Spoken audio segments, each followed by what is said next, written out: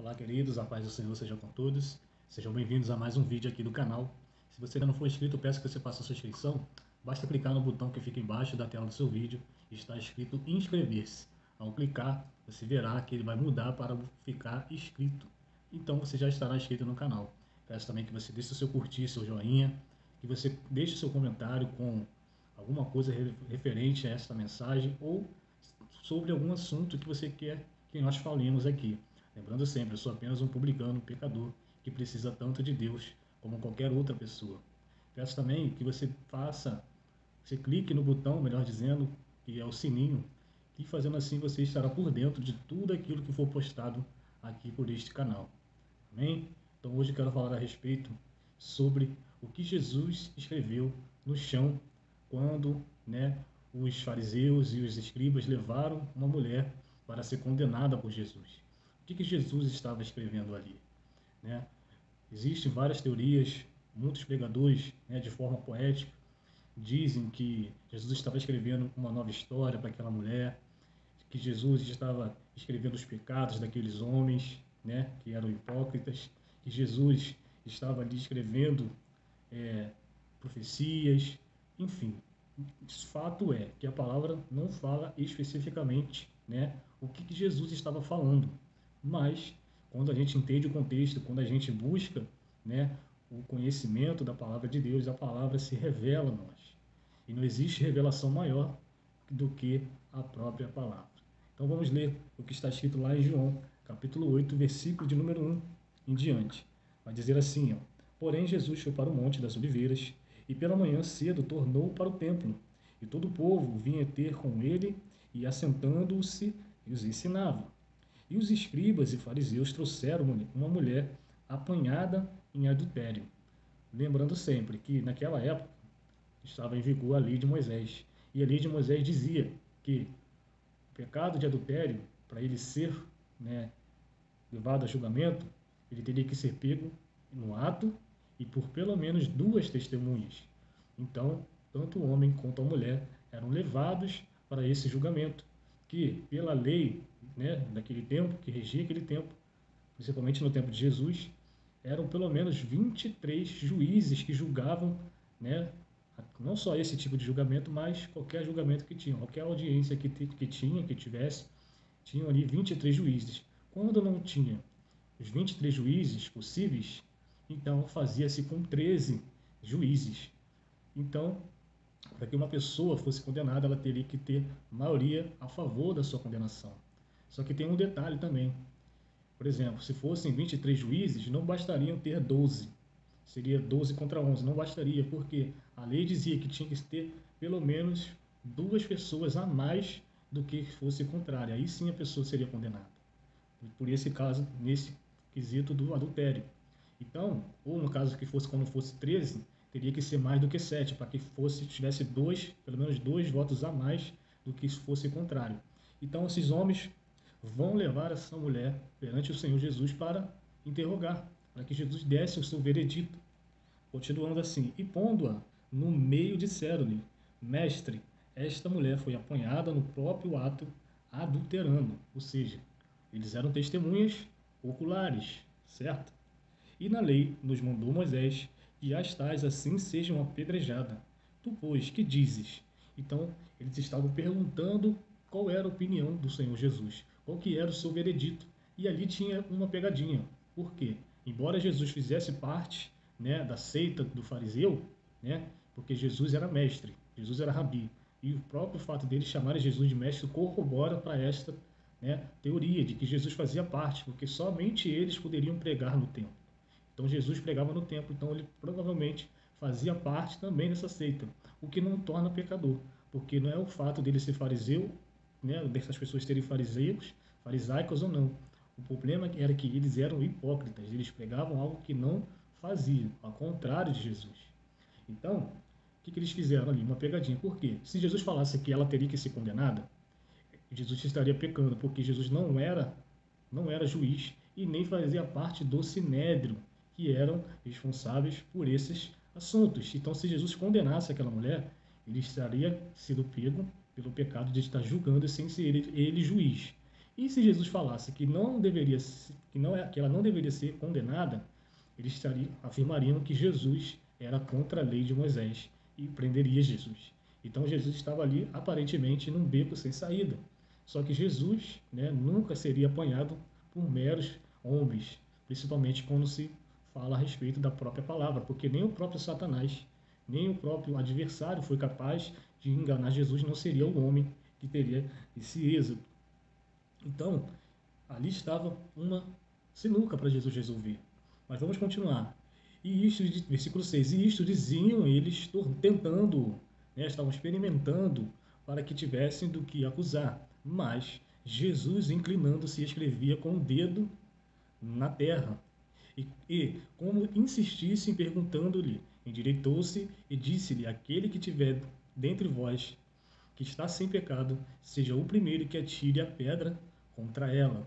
Ou seja, Jesus deu liberdade para que eles agissem conforme eles queriam que se fizesse, né? Porque eles já tinham trazido o veredito. Essa mulher foi pega em adultério. Se ela for pega, se eles viram o ato, como eles testemunharam, então eles já sabiam que o veredito. Só que ali estava o porém.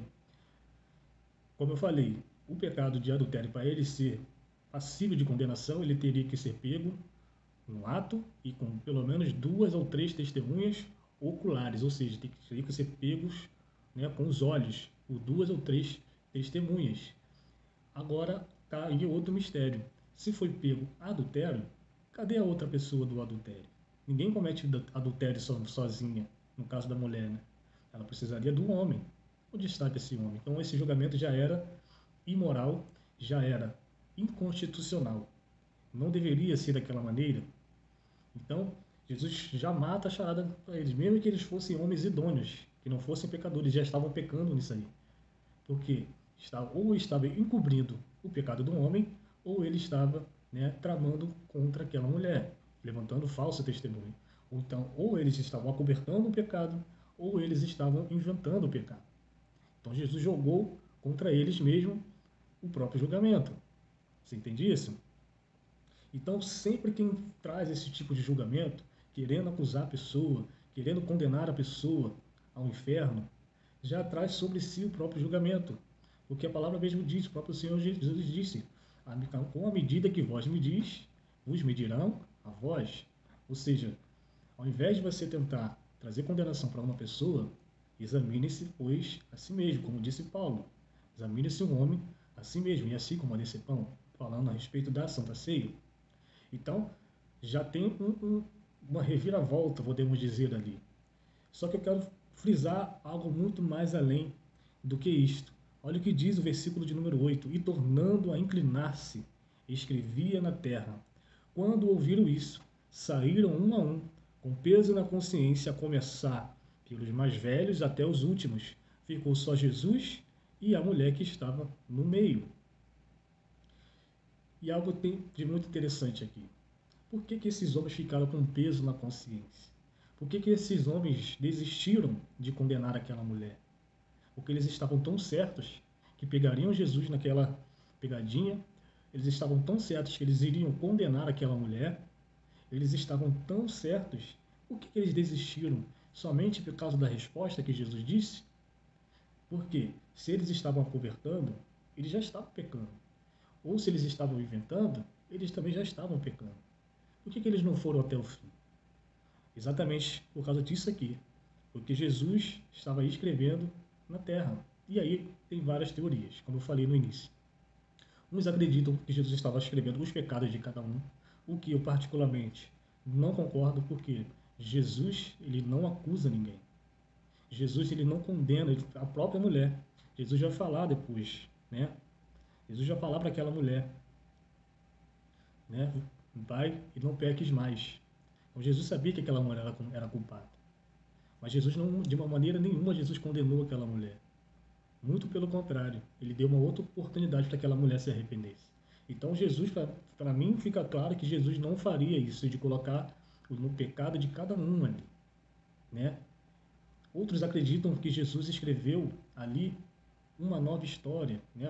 Os pregadores mais poéticos, vamos dizer assim. Jesus estava escrevendo uma nova história para aquela mulher. Jesus estava escrevendo um novo destino para aquela mulher. Jesus estava escrevendo um versículo.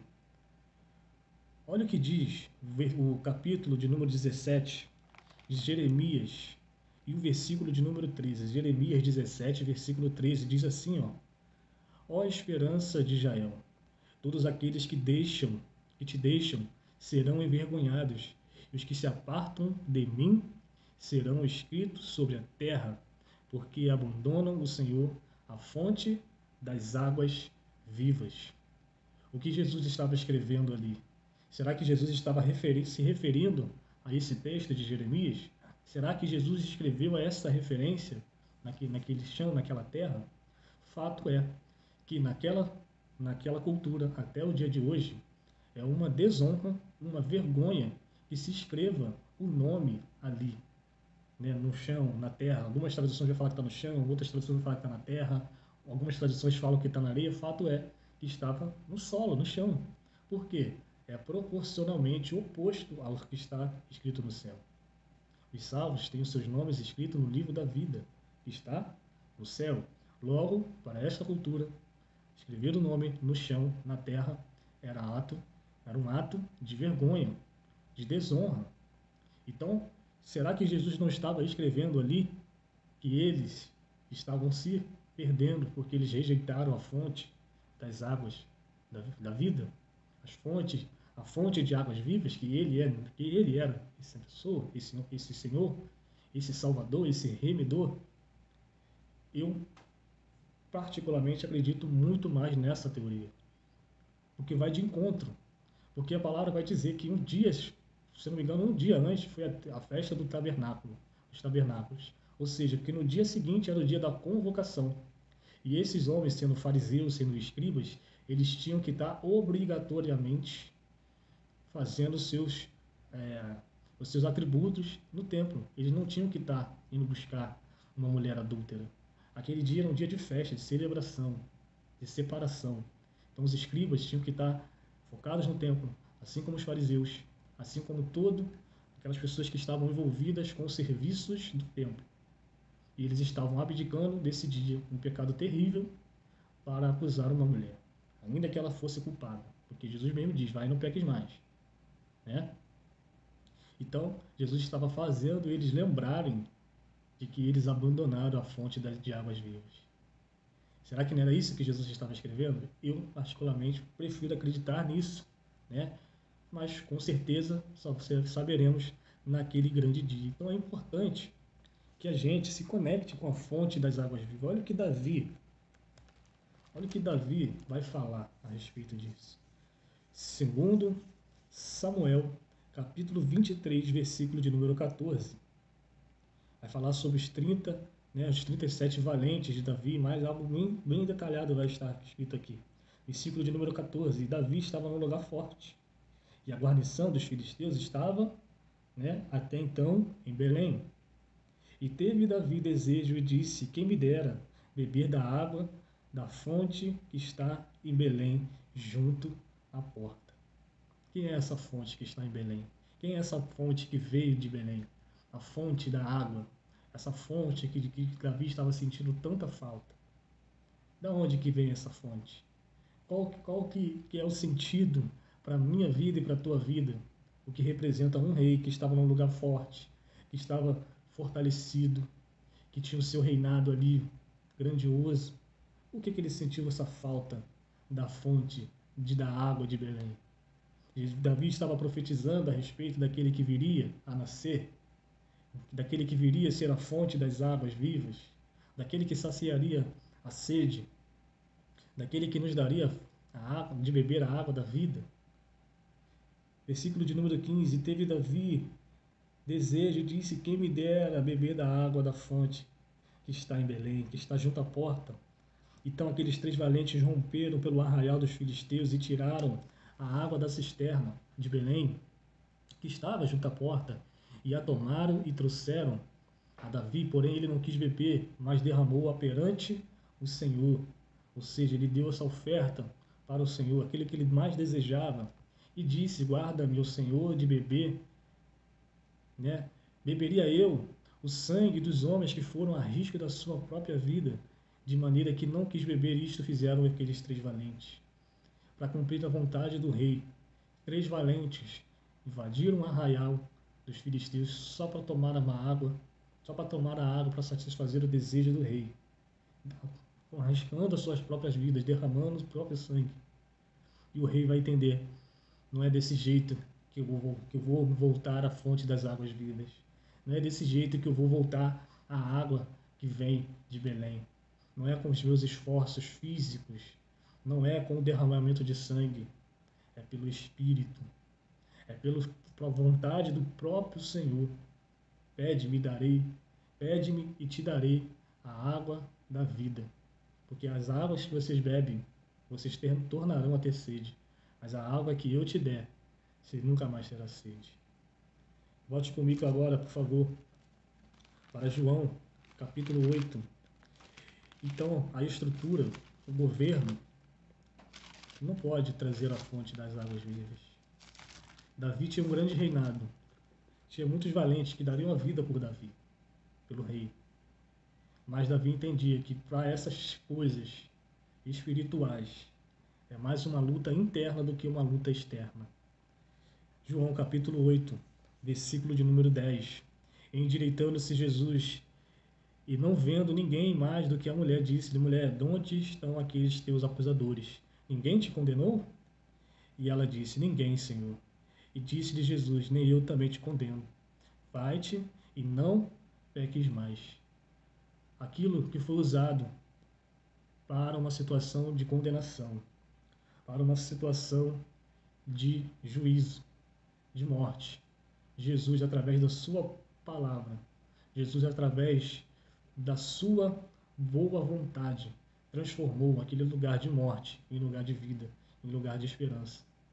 Todas as vezes que você se volver para a fonte das águas vivas, que é Jesus Cristo, Jesus trará salvação, Jesus te trará o perdão que você precisa, Jesus trará a fonte de águas vivas, de maneira que você não terá mais sede.